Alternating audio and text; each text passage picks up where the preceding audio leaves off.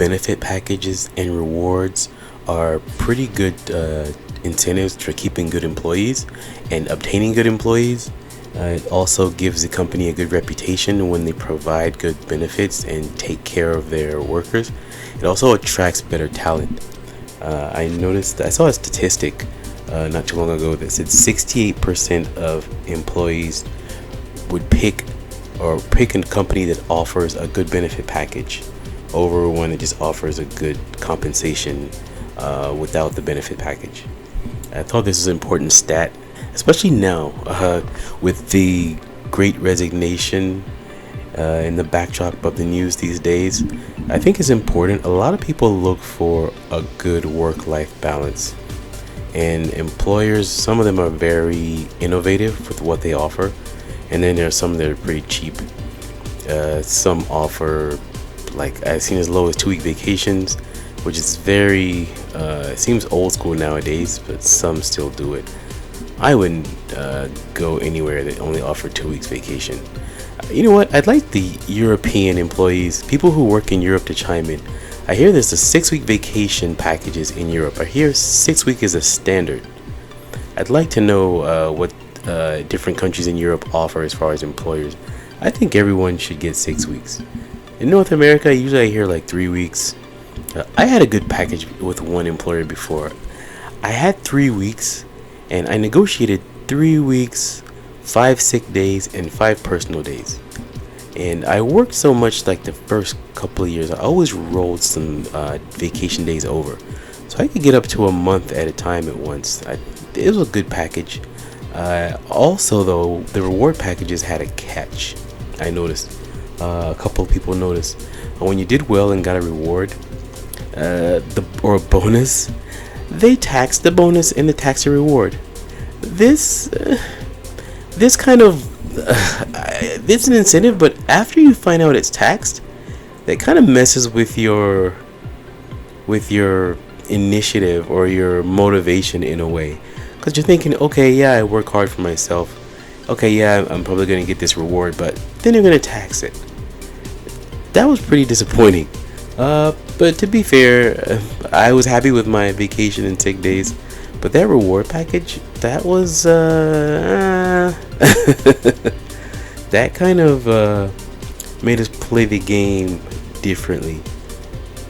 And some companies offer a good life insurance for your family, good health insurance, depending on what country you live in. I know I think Canada and Europe as well, they have government health insurance.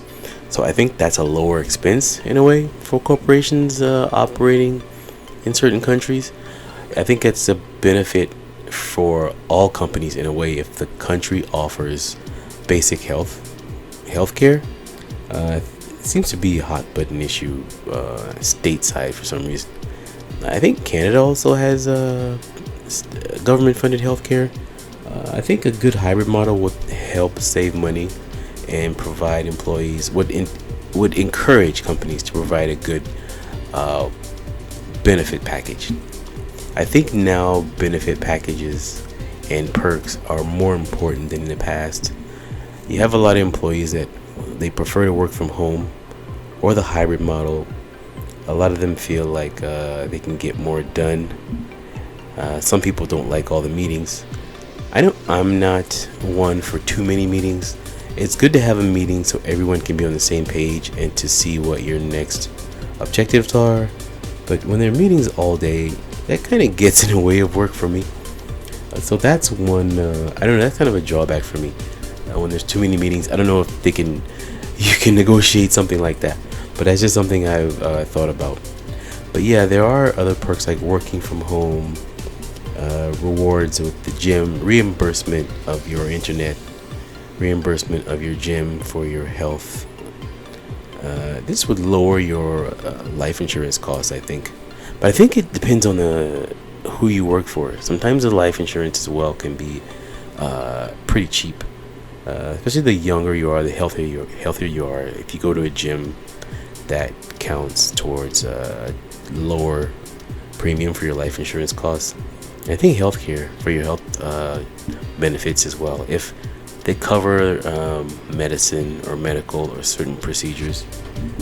I think that also a good perk would be some companies do offer reimbursement for training and education. I think that's a good incentive.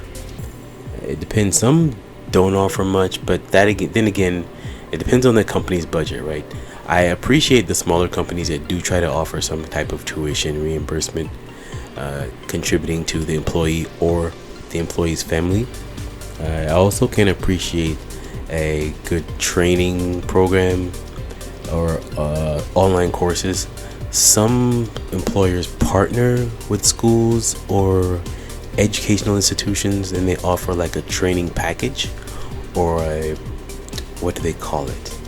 Professional, there's different names. Professional enhancement, professional growth. I like employers that do that. It's like it shows that they care about you as far as your development as a professional or in your trade or in your vocation, whatever you call it. I think that's a good incentive and a good benefit. I'm trying to think what else some have offered. Reimbursement. I mentioned gym reimbursement, internet reimbursement. What else are there? Maybe you could chime in the comments or send me an email. There are some other perks that are given. I think I do negotiate myself. I negotiate vacation package. I'm big on vacation. I think we all need that. Some places are actually making legislation that is a right to disconnect. There are some states, even provinces in Canada, that are looking to legislate vacation, which I think it's good. I think it's also beneficial for those companies that are ahead of that curve or that are ahead of the ball with that. I think that we all need to take time out to recuperate and recharge, and this disconnect time is good. I heard in Europe also they've reduced work hours in some places, and I think that's good. Again, I think you get more done the more energetic you are and the more motivated you are, and you usually feel this way when you get more rest, because a lot of employees have been experiencing burnout, and I don't think you're very productive when you're burned out.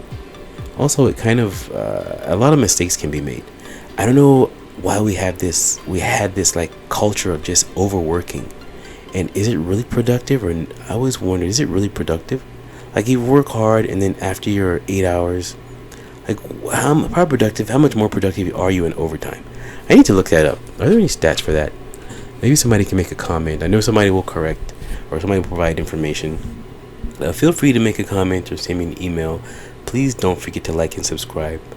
And thank you so much for listening.